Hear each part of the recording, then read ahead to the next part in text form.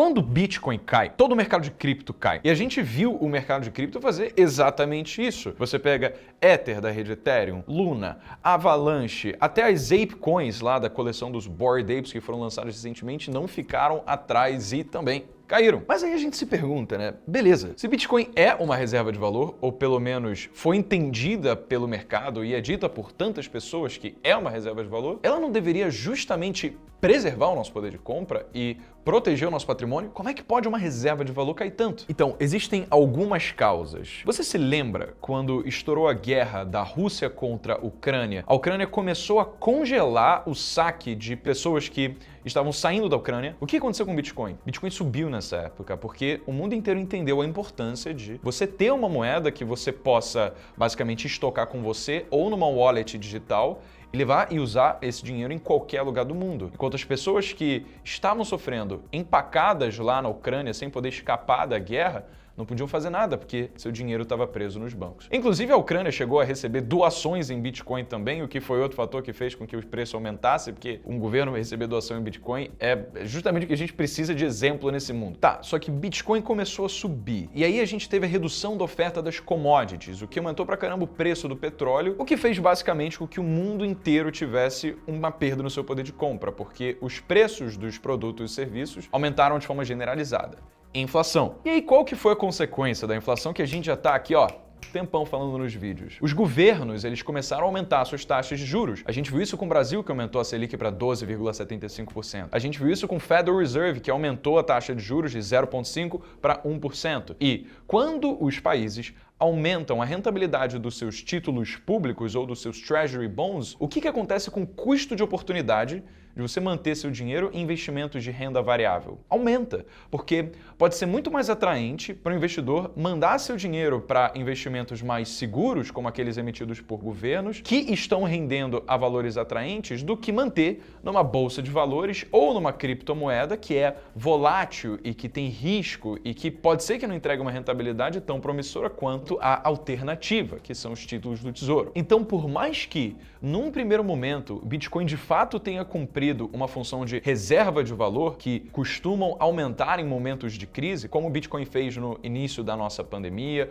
ou fez também com a guerra da Rússia contra a Ucrânia, o aumento da inflação levou ao aumento dos juros, o que aumentou o custo de oportunidade para investidores manterem seu dinheiro em Bitcoin. E não é à toa que, nesse último mês de abril, a gente teve o maior mês de vendas, de desinvestimentos de investidores institucionais em Bitcoin desde junho de 2021. Ou seja, investidores institucionais que têm autoridade no mercado venderam suas posições em Bitcoin, o que traz uma mensagem clara para o mercado, que é: nós, investidores institucionais, bam do dinheiro, não estamos vendo o Bitcoin como uma ótima oportunidade de investimento agora e a gente prefere fazer outras coisas com o nosso dinheiro. E um mercado que acompanha a posição de todos esses fundos institucionais faz o quê? Replica a estratégia deles e acaba também vendendo Bitcoin. E pela lei da oferta e da procura, quando você tem uma força de venda muito grande, você aumenta a oferta de Bitcoins no mercado, o que diminui seu preço. Breno, entendi que os investidores institucionais chegaram a vender Bitcoin, mas não entendi muito por quê. Por que eles não veem mais como um investimento? Então, existem alguns veículos de mídia com uma tese que diz o seguinte: o Bitcoin ele tem se mostrado cada vez mais ter um coeficiente de correlação positivo e alto com o mercado de ações norte-americano. Tá, mas o que é coeficiente de correlação? Coeficiente de correlação é nada mais do que um número que vai de -1 até 1, que diz quanto um ativo ele tende a se valorizar proporcionalmente a outro ativo. Por exemplo, quando a gente pega uma empresa como a Barrick Gold, que é uma mineradora norte-americana, ela tem um alto coeficiente de correlação com o ouro. Quando o ouro se valoriza, essa empresa Barrick Gold se valoriza também. Quando o ouro cai, ela cai também. Ou seja, ela tem em torno de 0,8, então 80% de correlação. Agora, quando a gente vai medir o coeficiente de correlação do dólar com o nosso índice Bovespa, por exemplo, a gente vê um coeficiente de correlação negativo, porque quando o nosso índice Bovespa ele acaba caindo, o que acontece com o dólar? Ele tende a subir. E o contrário também acontece, ou seja, se um sobe, o outro desce e vice-versa. O coeficiente de correlação aí do nosso índice Bovespa com um dólar, ele varia entre 0,4 a 0,6, ou então de 40% a 60%. Tá, e onde é que tá o pulo do gato aqui? Se o mercado começa a perceber Bitcoin como um ativo altamente correlacionado com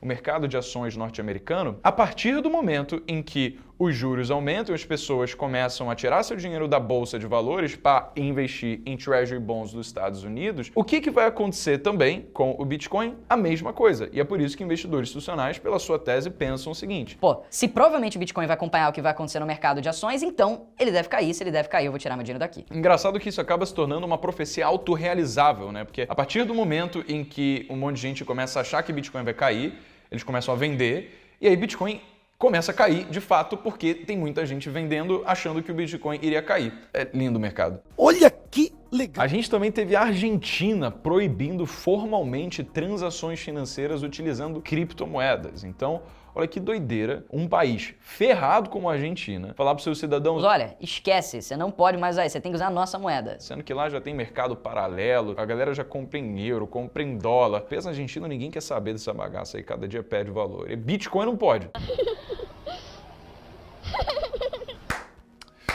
Boa sorte, Argentina, vocês certamente vão precisar. E, bom, e por isso, da mesma forma como quando a Ucrânia, que é um governo, recebe doações em Bitcoin, o preço do Bitcoin aumenta porque isso cria uma legitimidade em relação à moeda, quando um país chega lá e proíbe Bitcoin, proíbe criptomoedas, causa o efeito contrário, o que também contribui para redução do valor do Bitcoin. E ainda tem uma outra coisa também que é intrínseca, é uma característica do próprio Bitcoin, que é o ciclo de halving. Então, você já deve ter ouvido falar do ciclo de halving enquanto um período de 4 anos, onde a rede do blockchain do Bitcoin, ela reduz pela metade a quantidade de Bitcoins que são pagos para mineradores que estavam minerando essas criptomoedas. E normalmente, apesar de ser contra-intuitivo, quando um ciclo de halving finaliza, isso tende a fazer com que o preço do Bitcoin aumenta, porque você reduz a oferta de Bitcoin no mercado, já que agora os mineradores eles estão gerando menos Bitcoin. Só que existe um padrão que foi sendo percebido ao longo dos ciclos de halving do Bitcoin, onde depois dela ter se valorizado bastante, ela atingiu uma coisa meio que como inverno de cripto, em que, porque o preço de Bitcoin começou a subir no início do ciclo de halving, muita gente começou a comprar, o que criou uma espécie de bolha que em algum momento, por ser bolha, estoura. E aí quando muita gente começa a vender, esse inverno de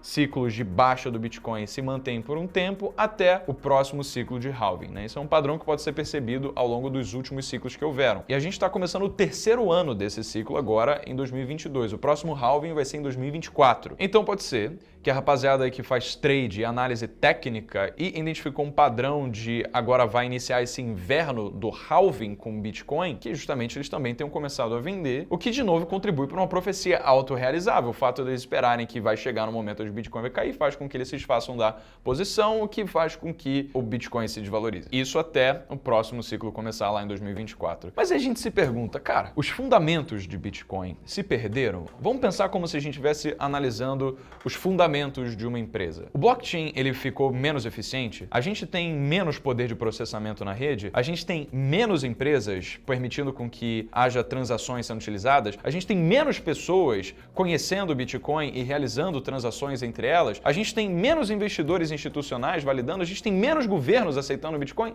Não, muito pelo contrário. A cada dia que passa, a gente tem mais investidores, mais governos, mais transações, mais empresas, mais aplicações sendo utilizadas por meio da tecnologia da blockchain e utilizando bitcoins não só como reserva de valor, mas legitimamente como transações financeiras. Então, aqui a mentalidade que a gente precisa ter é muito mais de ideologia, no sentido de, será que eu quero viver num mundo que é mais descentralizado, onde eu tenho de fato o poder sobre o que fazer com o meu dinheiro sem ser confiscado, que um governo não possa definir se ele vai aumentar a oferta de uma moeda ou que vai reduzir o meu poder de compra por conta da inflação que isso vai gerar? Se você acredita que o mundo ele pode ser um lugar melhor com isso no futuro, então pode ser muito bem que você só mantenha a sua estratégia de aportes consistentes mês a mês ao longo do tempo, com a expectativa de que no futuro o Bitcoin, como já fez em todas as outras vezes na história, voltou a se valorizar e ultrapassou a sua média histórica. Agora, se você é da turma de que Bitcoin é a maior baboseira que já foi criada na humanidade, então, irmão, só fica fora e tamo junto. Beleza, cada um joga o jogo que quer.